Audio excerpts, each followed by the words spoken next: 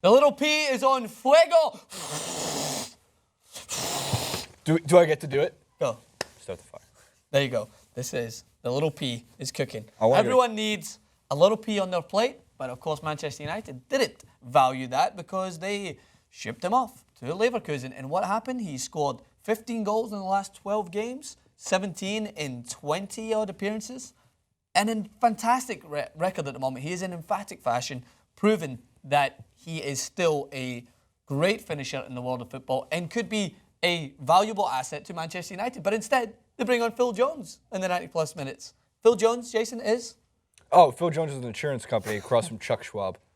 Thank you for clarifying that. And that is the true point, is that they bring on a defender because Chicharito didn't fit into Louis Van Gaal's philosophy. What is your philosophy?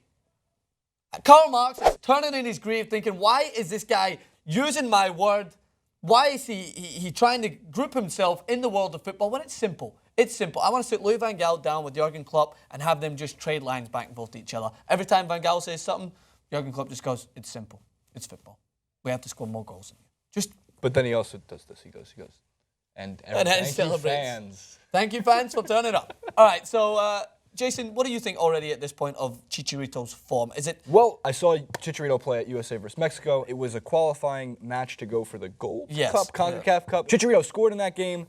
He looked phenomenal. He just looked more fit and faster than I saw him when we used to watch him on Manchester United. And now he goes to Bayer. It's so ironic because his finishing touch is literally what Manchester United needs. It's true. They get opportunities. We watched it. We watched in the Champions League. We watched them. I mean, do you remember against what can I think? Wolfsburg? Not Wolfsburg. Yeah, Wolfsburg. And against PSV. They had 4 chances. at least chance, and they just couldn't get anything out of it in the second half alone. So, and you need someone who has that.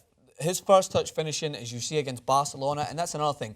These goals that he's scoring, they're not just against just 2 bob teams that you can just discard. Borussia Mönchengladbach, hard name to say, still a good team in hot runner form. They destroy them. He scores a hat-trick against them, scores against the best team in the world in Barcelona. The guy is clearly a born finisher, but Louis Van Gaal did not think so, and he released this statement. Chicharito Hernandez talked about his brief time at Manchester and what went on behind the scenes. So let me read this a little bit long. I'll paraphrase some parts. Anyway, so he said that he missed a penalty and he knew Van Gaal looked at Giggs with anger. So I knew I'd lost my place in the team. In the dressing room, Van Gaal told me, if you can't score from a penalty, I doubt you can score in a game. Yeah, because Lionel Messi scores every single penalty, you dim-wit. Anyway, later that day, he called me in his office and told me I had several offers on the table and I was supposed to choose one. I went home and cried, sad guy. The third time as a Manchester United player, I cried. I love Manchester, but there was nothing I could do because LVG had no trust in me. I had some offers from America, 3 offers from Premier League, and offers from Germany. There was nothing I could do. This is a line that kills me. LVG told me I did not fit in his philosophy.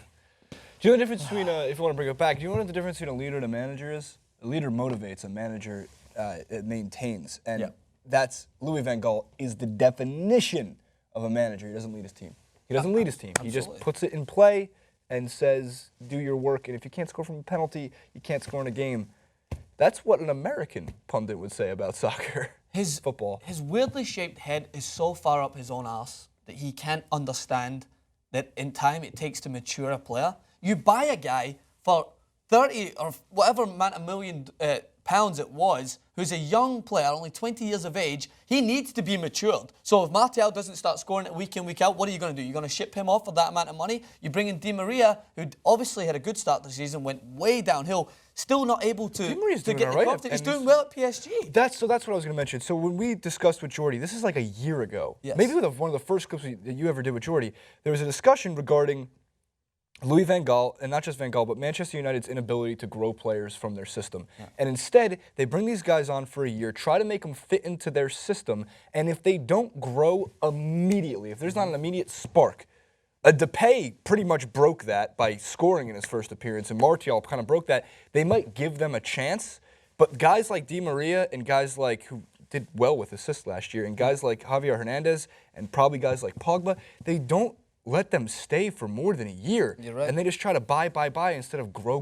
Barcelona is not a powerhouse just because of Messi, Neymar, Suarez. This is it. They're laying the seeds. Come on, little. They've grown. Was it last year Rakitic was playing like Javier as one of the best players on that team? You get the point. I'm sure and that's what I'm saying. You don't need to grow them just as much from the youth system, but that is a good way to do it. But you can you bring in players that you can grow through that. And you're right on with Pogba and PK. These are guys that have left Manchester, so it wasn't just Louis Van Gaal. But it's kind of ironic because with Manchester United, their glory years came from the guys that were brought up through the youth team. David Beckham, Paul Scholes, Nicky Butt, Ryan Giggs. These are guys that were matured within the team. Alex Ferguson understood that. Crucially, that it's an important factor in your team to grow players whilst you bring in the star talent, whilst you bring in Eric Cantona, whilst you bring in Ruud van Nistelrooy. You bring these players along. They signed Rooney when he was a young kid. And did he just suddenly turn things around? No, he did have a good start, but he was able to grow with the players that he had. Now, you see someone like Javier Hernandez, of course you want him to score because he's an actually gifted finisher. But you're trying to tell me you couldn't utilise him, Louis Van Gaal, in the 90th minute of your game against Bournemouth where Phil Jones is going to be sitting on the bench? You think he's going to do as good as Javier Hernandez, finding space in the box, creating areas for other players in the team to try and utilise? Because it's not just his finishing, his movement is second to none. One of the best movers off the ball, I think, in the world as a striker, and he's lost out because his philosophy is a whole load of boo hockey. Made up that word. Yeah, that's a great word, boo hockey. So, in general, Chicharito's on fire. Bayer Leverkusen is a team to keep your eye on throughout the rest of the season, and his FIFA 16 overall rating continues to skyrocket. What do you guys think? Leave your comments in the comment section below regarding Chicharito, Javier Hernandez, and his relationship with Manchester United.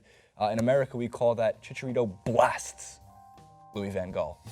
Like, favorite, subscribe to TYT Sports. Follow Francis at Francis_Maxwell and at Francis Maxwell TYT on Instagram for myself, at Chaser91. We'll see you tomorrow.